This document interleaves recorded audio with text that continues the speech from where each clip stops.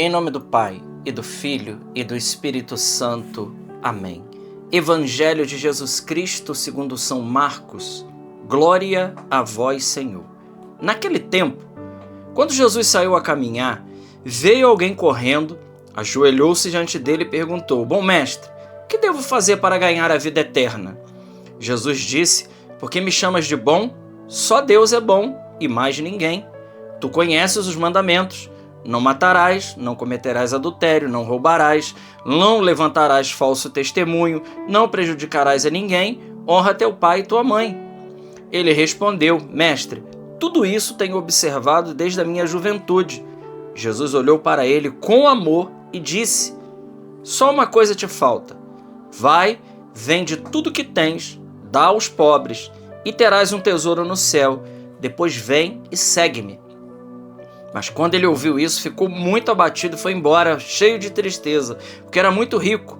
Jesus então olhou ao redor e disse aos discípulos: Como é difícil para os ricos entrar no reino de Deus. Os discípulos se admiravam com essas palavras, mas ele disse de novo: Meus filhos, como é difícil entrar no reino de Deus.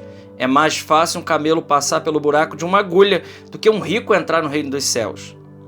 Eles ficaram muito espantados ao ouvirem isso e perguntavam uns aos outros: Então, quem pode ser salvo?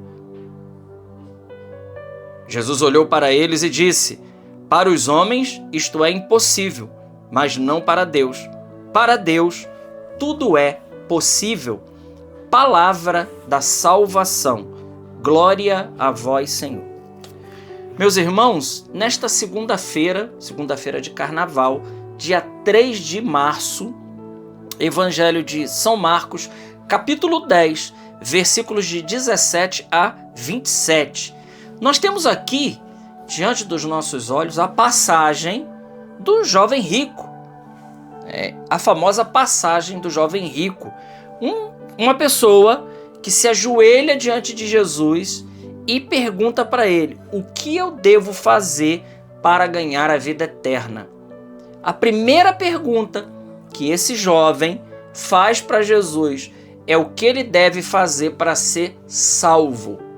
E Jesus responde, Jesus disse, porque, claro, primeiro Jesus aqui dá uma catequese, dizendo que só Deus é bom, e depois ele diz: você conhece os mandamentos? E aí Jesus cita os mandamentos. Quais mandamentos? O Decálogo, os 10 mandamentos. Esses mandamentos que, segundo Santo Agostinho, ele já está impresso na alma de todo ser humano, independente se a pessoa conhece ou não a religião, se ela conhece ou não a Bíblia e os mandamentos.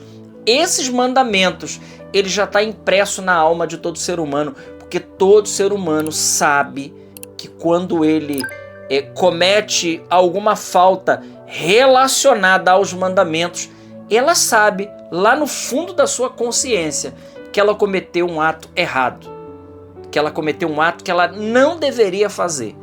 Então, segundo o doutor da graça, os mandamentos ele está impresso na alma de todo ser humano. Agora, aqui é muito importante.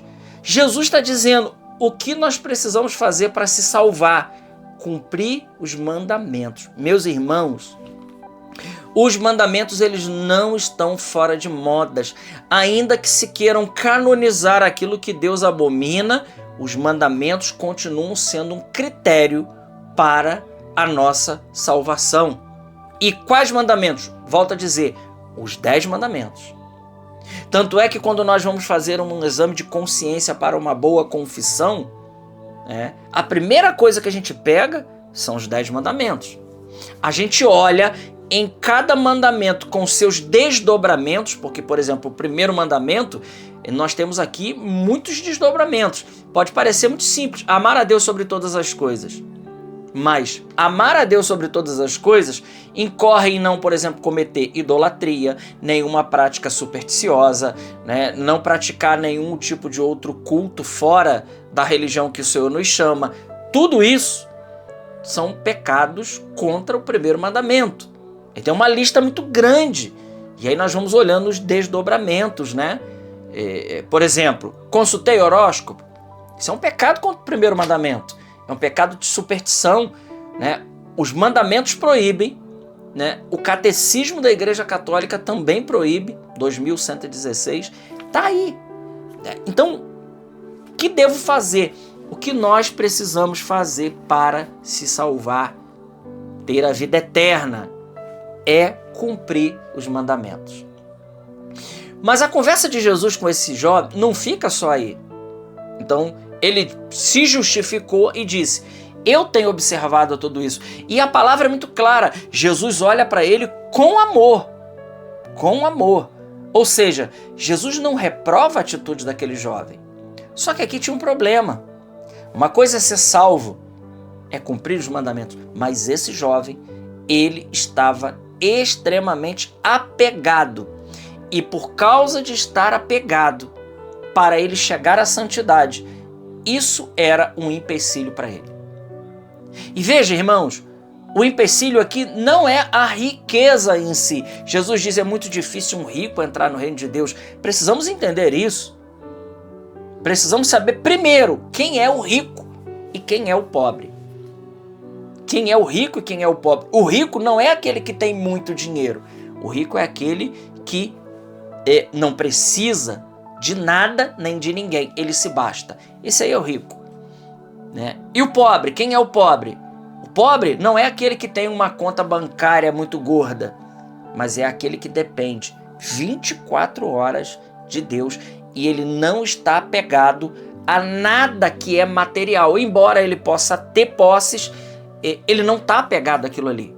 É claro que para esses que têm muitas posses, eles vão ter que fazer um sacrifício muito maior, porque a tentação com eles de se apegar à riqueza será muito maior. Mas o critério não é ter ou não ter dinheiro. O critério é o desapego. E não é só o desapego de dinheiro. É o desapego de todo bem criado. São João da Cruz diz isso: um passarinho ele não voa se tiver uma corrente amarrada às suas patinhas, seus pezinhos, mas também não voa se tiver uma linha fina. Entende? É preciso desapego total para voar para Deus, para voar para a santidade. É preciso o desprezo, é preciso de todo bem criado, se desapegar de todo bem criado. Aqui está a receita de santidade. Então primeiro estágio, cumprir os mandamentos. Mas muitas pessoas param aí. Inclusive, é um critério para muitas pessoas. Quando a gente conversa com muitas pessoas, nós vemos assim: qual é o critério de santidade para uma pessoa? Para muitas pessoas, santidade é não cometer pecados. Não cometer pecados é obrigação nossa. A santidade é outra coisa. Não tem um mandamento que diz vende tudo e dá aos pobres, depois vem e segue. Não, isso não é um mandamento. Mas isso é uma exortação, uma orientação para a santidade, que é desapegar de tudo. Então a santidade, a vida de santidade, ela consiste nessa generosidade, que é ir além. Então não cometer pecados é a nossa obrigação. Agora, amar é a generosidade. Responder a esse amor de Deus, aí sim, aí começa o processo de santidade. E quando nós estamos respondendo ao amor de Deus, quando nós estamos correspondendo a esse amor do Deus que nos amou primeiro, Deus nos amou primeiro, quando nós então correspondemos, Deus então ele vai infundindo em nós a sua graça e nós então vamos fazendo o quê? Nós vamos então voluntariamente se desapegando, né, até de coisas lícitas, por causa do Senhor, por causa da glória do Senhor. Aqui está o processo maravilhoso de santidade. E claro, quando a gente vai se abrindo para Deus, Ele vai pedindo dia a dia mais coisas na nossa vida. Por quê? Porque Ele quer nos aperfeiçoar. Então o primeiro estágio é se livrar dos pecados mortais, depois combater os pecados veniais, depois combater as paixões que estão dentro de nós, os desregramentos, a concupiscência, e começar o processo de desapego de todo bem criado. É aquilo que São João da Cruz vai dizer: a noite escura dos sentidos e, quem sabe, a noite escura dos espíritos, a noite escura do espírito. Essa sim é da gota serena, essa é aquela que os grandes místicos e grandes santos passaram. Essa é aquela que uma Santa Teresa de Calcutá, no final da sua vida, ela entrou numa aridez tão grande que ela achava que Deus não amava mais, que ela estava ali, né, sozinha. Uma santa desse porte passou pela noite escura do espírito.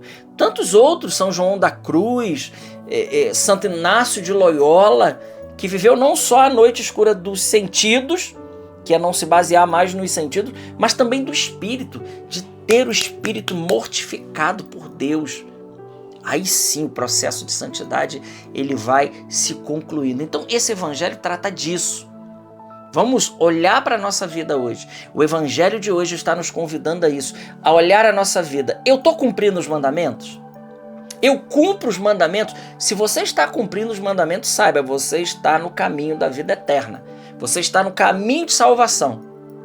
Agora, a santidade é um passo além, que eu e você precisa dar.